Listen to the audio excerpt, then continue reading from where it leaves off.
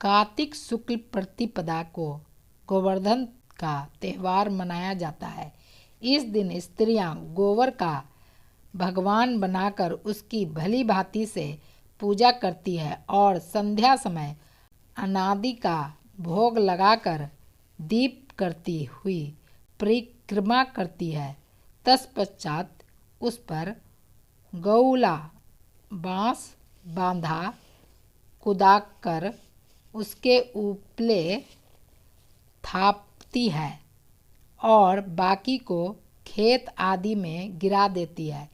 इसी दिन नवीन अन्न का भोजन बनाकर भगवान का भोग लगाया जाता है।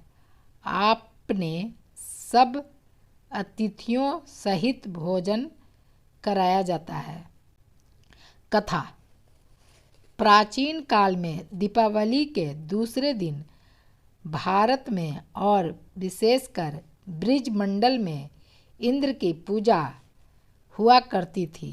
श्री कृष्ण ने कहा कि कार्तिक में इंद्र की पूजा का कोई लाभ नहीं, इसलिए हमें गौ के वंश की उत्पत्ति के लिए पर्वत वृक्षों की पूजा करते हुए न केवल उनकी रक्षा करने की प्रतिज्ञा करनी चाहिए, अपितु पर्वतों और भूमि पर घास पौधे लगाकर हमें वन महोत्सव की भी मनाना चाहिए। इसके सिवा हमें सदैव गोबर को ईश्वर के रूप में पूजा करते हुए उसे कदापि नहीं जलाना चाहिए। इसके सिवा खेतों में डालकर उस पर हल चलाते हुए अनौषधि उत्पन्न करनी चाहिए, क्योंकि ऐसा करने से ही हमारे देश में उन्नति होगी। भगवान श्री कृष्ण के ऐसे उपदेश देने के पश्चात लोगों ने ज्यों ही पर्वत वन और गोबर की पूजा आरंभ की, त्यों ही इंद्र ने कुपित होकर 7 दिन की अखिल झड़ी लगा दी। परंतु श्री कृष्ण ने पर्वत को अपनी चितली उंगली पर उठाकर ब्रिज को बचा लिया और इंद्र को लज्जित होने के पश्चात उससे क्षमा याचना करनी पड़ी। शिक्षा।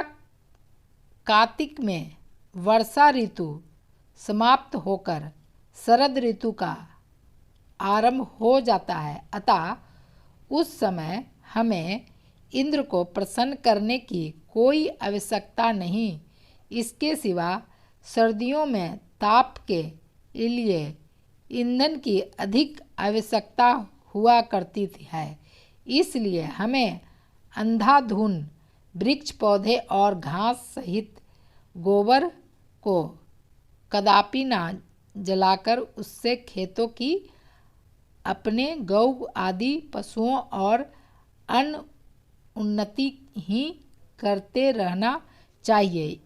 यही कारण है कि हम गोवर्धन के पश्चात उस पर वादा करते हुए प्रतिज्ञा करते हैं कि हम गोबर को उपयोगी मानते हुए उसे खेतों में डालेंगे, उसमें अन्न आदि बोकर उस पर बैल चलाएंगे तथा आप अपीति काल के सिवा उसे कभी ना जलाएंगे। इस प्रकार गौ वंश की उन्नति के लिए घास और पौधे लगाकर सदैव वृक्षों की रक्षा करते रहेंगे तथा अन्न आदि से अतिथियों की पूजा करते हुए उनका स्वप्न में भी निरादर नहीं करेंगे।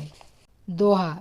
विनय, शील, संतोष, शर्म, क्षमा, दया, सूचि, दान, लक्ष्मी के जब अन्न हुए, सर्वस्व कल्याण, हिंसाज्ञा, क्रोध और ईर्ष्या, दोष, लोभ, व्यभिचार, चोरी आदि से सदा रखे। दरिद्रता, प्यार